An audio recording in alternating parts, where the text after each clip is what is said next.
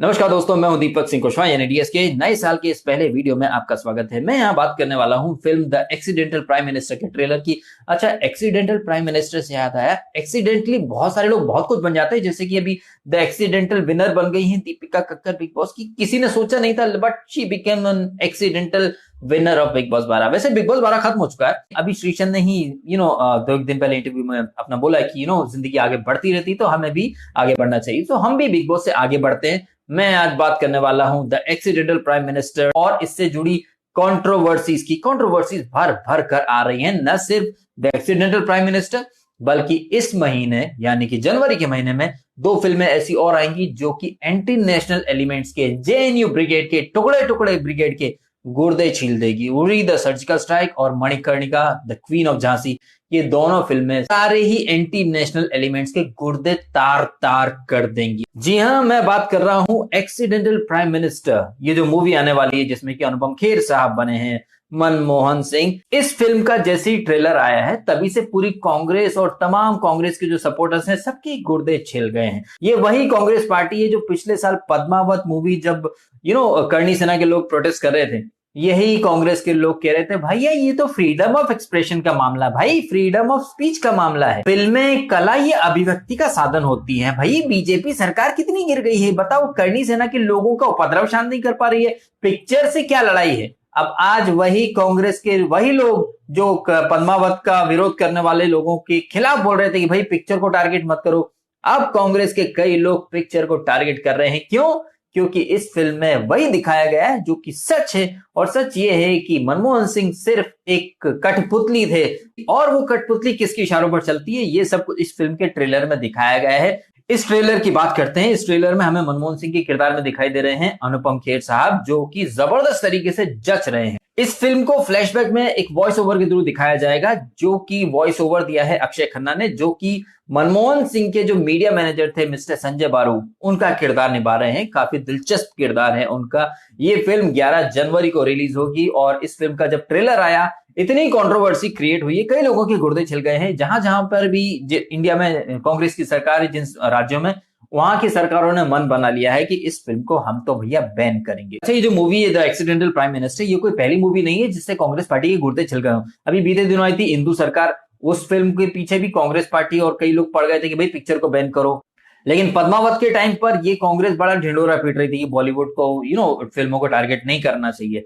Congress party भूल गई कि 1975 में फिल्म आई थी आंधी, जिसको इंदिरा गांधी ने ही बैन करवा दिया था और इमरजेंसी थोप दी थी देश के ऊपर। तो अभिव्यक्ति की आजादी या फ्रीडम ऑफ एक्सप्रेशन की बात कांग्रेस के मुंह से तो बिल्कुल भी हजम नहीं होती है। सो गाइस, मैं बात कर रहा हूं द एक्सीडेंटल प्राइम मिनिस्टर की, जिसके ट्रेलर ने आते ही काफी कंट्रोवर्सी मचा दी है। और कंट्रोवर्सी सिर्फ कांग्रेस पार्टी तक नहीं है, यूट्यूब ने भी इस मूवी के ट्रेलर को रातों रात हटा दिया था ट्रेंडिंग लिस्ट से, जिसके बाद में काफी प्रोटेस्ट हुआ सोशल मीडिया पर। अनुपम खेर ने भी बहुत सारे पोस्ट किए, तो यूट्यूब को वो वीडियो वापस लेके आना पड़ा। तो कहीं ना कहीं ऑल ऑफ अ सडन सारे कांग्रेस के सपोर्टर्स जो हैं उनके गुर्दे छिलना, और कांग्रेस के जो टॉप के बॉस लोग हैं उन्होंने यूट्यूब से बोला होगा कि वीडियो हटा दो, यूट्यूब ने तुरंत वीडियो हटा दिया। ये कोई ऐसा पहला इंसिडेंट नहीं है जहां पर कि कांग्रेस के गुर्दे छिले हों।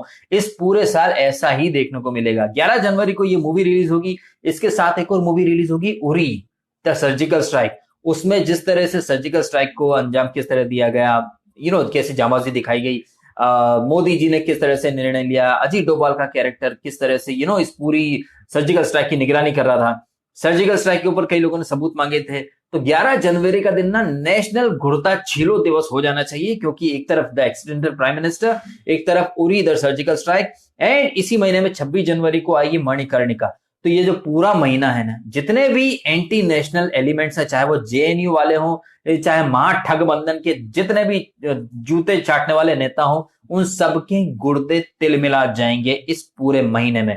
तो कहना गलत नहीं होगा कि इस साल की शुरुआत जो है बड़े जबरदस्त और बड़े ही गुर्दा छीलू अंदाज में होने वाली है। वैसे बताना चाहूंगा, गुर्दे ऑलरेडी छिल चुके हैं राहुल गांधी का। अभी 2 दिन पहले ही संसद में वो राफेल डील के ऊपर उनका स्टेटमेंट, और किस तरह से अरुण जेटली ने उनके ऊपर पलटवार किया कि राहुल गांधी की बोलती बंद हो गई।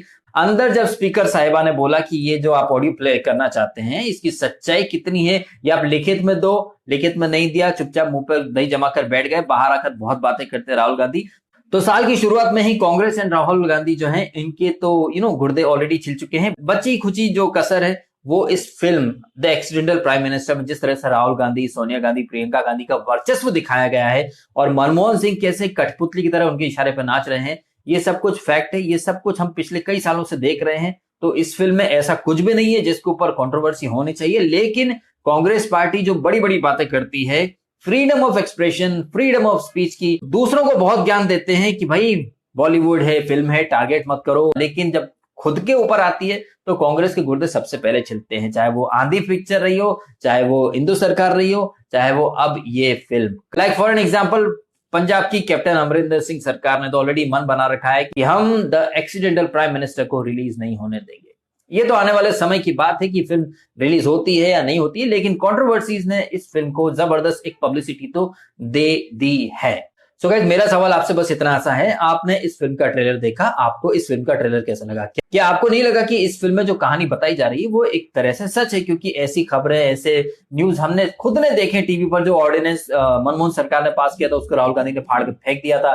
कई सारे ऐसे क्लिप्स हैं सोशल मीडिया पर जहां पर कि जो प्रधानमंत्री को अधिकार मिलते हैं या जो प्रधानमंत्री को जो प्रोटोकॉल के तहत उनका स्वागत किया जाता है, हमने कई बार देखा कि सोनिया गांधी का पहले स्वागत हो जाता है, प्रधानमंत्री का बाद में होता है। कई दफे ऐसे क्लिप्स हम टीवी पर देख चुके हैं, न्यूज़पेपर में उनके बारे में आर्टिकल पढ़ चुके हैं कि मनमोहन सिंह को एकदम कैसे बलि का बकरा बनाया गया, कैसे उनको सिर्फ नाम के लिए प्रधानमंत्री बनाया गया, घोटालों का साथ घोटाले जो हुए उनका ठीकरा उनके ऊपर फोड़ दिया गया ताकि राहुल के दामन पर आंच ना आए। तो ये तमाम जो बातें हैं पिछले 10 सालों की, ये सब हमने देखी हुई हैं एंड उसी के आधार पर ये फिल्म बनी है। तो इस फिल्म के ट्रेलर में जो हमने देखा है और जो फिल्म में हम देखेंगे वो बिल्कुल सच है। और उरी द सर्जिकल स्ट्राइक आएगी, उसमें भी जो कुछ हुआ वो एकदम से सच है।